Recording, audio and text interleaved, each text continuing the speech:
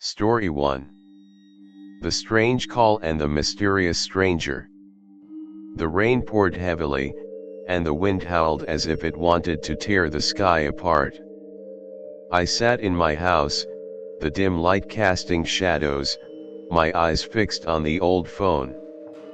Another call came in from an unknown number. It wasn't the first time, but there was something different about the tone of the caller this time. This time, it wasn't the usual whisper, but a cold, harsh voice. "She won't leave. You can't escape her." My throat tightened. She? Who was she? The woman who disappeared in that traffic accident a few years ago? Or someone I had never met? I put the phone down, a cold sweat running down my spine. I stepped out of the room and saw my cat, Molly, sitting motionless by the door. Her eyes were glowing, reflecting the light from the room. I felt like something invisible was lurking in the darkness. I decided to open the door, standing still for a moment, peering through the crack. There was no one. A sense of relief washed over me, but as I turned around, I suddenly noticed something strange. The painting on the wall, the painting I had always seen since moving in, now had something different. A figure had appeared in the top left corner, a face, cold and merciless, staring at me. I hurriedly shut the door, my heart racing. But as I turned around, the phone rang again. This time, it was a text message. The message was simple but cryptic: "She won't leave, because you were the one who led her back." I froze. How could I have caused this? And then, right at that moment, I realized something horrifying. Molly wasn't an ordinary cat. She was the guardian, or rather, a person who once lived in this house, died in an accident, and now had returned for revenge. At that moment, a knock at the door echoed loudly. I quickly looked through the peephole. No one was there. However, I clearly heard a voice from outside: "Have you figured it out yet?" The knock grew louder, more insistent. My heart pounded in my chest as I slowly approached the door. Every step felt like 1,000 miles, the air thick with unease. I peered through the peephole once more, my breath shallow. There was nothing. Not a single soul in sight. I considered opening the door, but something told me not to. An instinct, primal and raw, whispered to me that I was not alone. The shadows in my hallway seemed to stretch, twisting unnaturally, as though they were alive.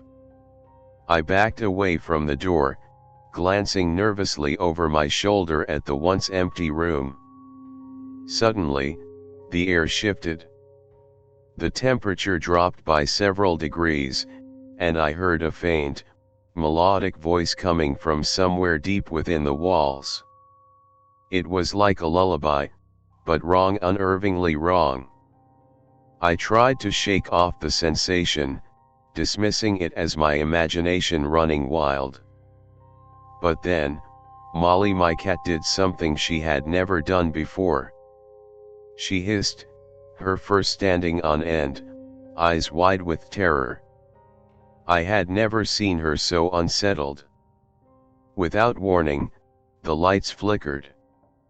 In the dim glow, I could see the face in the painting move slowly, ever so slowly, until it was staring directly at me. The phone rang again. As I stood frozen in place, the phone rang once more. My heart skipped a beat as I stared at the screen. Another unknown number. My hand shook as I reached out to answer it, but just as my finger touched the screen, the call ended. A message appeared instead: She's coming.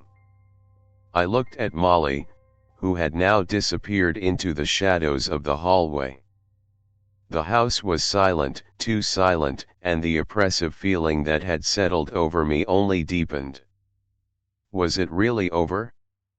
Or was this just the beginning? I turned back toward the painting. The face had changed again, it was closer now. And as I blinked, it was almost as if it was smiling at me. Suddenly, the floorboards creaked behind me, and I spun around to find the hallway now filled with a thick, suffocating fog. I couldn't see anything through the mist. My breath caught in my throat. Was I alone? Or had something truly followed me back from that night? Maybe one day, I'll have the courage to find out. But for now, the question remains, who or what was that woman in the painting? If you want to hear more strange and mysterious stories, don't forget to like and subscribe to our channel. Leave a comment below if you think you know the truth behind the mysterious woman. What do you think is really happening here? Story 2. The Strange Interview and the Intruder. After the strange interview at Zock's company, I couldn't sleep. Nightmares plagued me, dreams filled with dark rooms and blurry images of mysterious figures surrounding me. Every time I woke up, I felt like I wasn't myself anymore. The next morning, I decided to go to work as usual, but deep inside, I felt like someone was watching me. Around mid-morning, my phone suddenly vibrated. It was a missed call from an unknown number. I listened to the voicemail, but all I could hear was a chilling laugh, followed by a whisper that was barely audible, "You've arrived, but it's not time yet." And then I noticed something odd. My pictures from the office, which I thought only I had, were now plastered all over the workplace. It wasn't anyone from the company, it was someone from outside. An unseen person. That evening, I went home, hoping to rest after a long day. But as I entered the door, I felt a strange coldness fill the air. I cautiously checked every corner of the house, but nothing seemed out of place. Suddenly, the living room window swung open. I saw a shadowy figure, dressed in black, standing outside, holding a notebook. He stood there motionless, staring at me. "Do you know what's really happening?" the man said, his voice rough, as if it had been through centuries of pain. I looked at him, unsure how to respond. How could I know what was going on when everything was such a mystery? "We are the dead, but we cannot leave. And you will join us." Those words sent chills down my spine. I didn't understand what he meant, but I felt that they weren't just idle threats. When I turned around for the last time, I saw other shadowy figures emerging from the darkness, more people in black helmets, their faces never visible. They surrounded me, cold eyes with no expression. Every time I attacked one of them, another would take its place. Every blow was useless. When I finally looked up again, they were gone, and only the black motorcycle remained, standing still, surrounded by darkness. A text message appeared on my phone: "No one can escape." As the days passed, my life spiraled further into chaos. Each morning, I would find my things misplaced, my papers scattered across my desk as though someone had been in my office overnight. I couldn't understand it. The strange man, the shadows, and the mysterious messages, they all seemed to be closing in on me. I began avoiding the office, spending more time at home, trying to make sense of everything. But every night, the same unsettling events repeated themselves. One evening, after locking all the windows and doors, I sat on the couch, trying to distract myself with a book. But the silence was unbearable. It pressed in on me from all sides. That's when I heard it again, the knock. This time, the sound came from the wall behind me, and it was louder, more insistent. I spun around, but there was nothing there. I jumped to my feet, my heart racing as the walls around me seemed to close in. I ran to the front door, but as I reached for the handle, it swung open by itself. And there, standing in the doorway, was the man from the motorcycle. His helmet gleamed in the dim light. "You're not going anywhere," he said, his voice muffled by the helmet. The words were cold, devoid of any emotion. Suddenly, I realized, it wasn't just him. There were others. I could hear footsteps, slow, deliberate, coming from the darkness beyond. I turned to run, but the door slammed shut with a deafening bang, trapping me inside. The man in the black helmet and the motorcycle disappeared into the shadows, leaving me standing there, heart racing and mind reeling from the words he had spoken. I wasn't sure what to make of it all, but one thing was certain: I was no longer in control of my own life. Every night, I would hear the same motorcycle revving in the distance. The shadows, those strange figures in black helmets, would return. And sometimes, I would catch glimpses of them in the corners of my vision, always watching, always waiting. But what did they want? What had I become part of? And then, one night, as I sat in my room trying to ignore the unease creeping in, I received another message. "The game is not over. You're just another piece." Before I could respond, my phone died. Everything went silent. But in the stillness, I swore I heard footsteps behind me.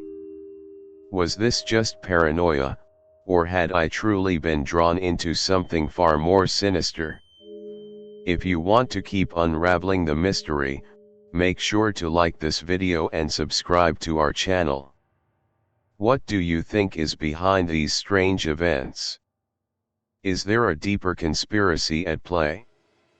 Let us know your thoughts in the comments. The answers are closer than you think. Story 3.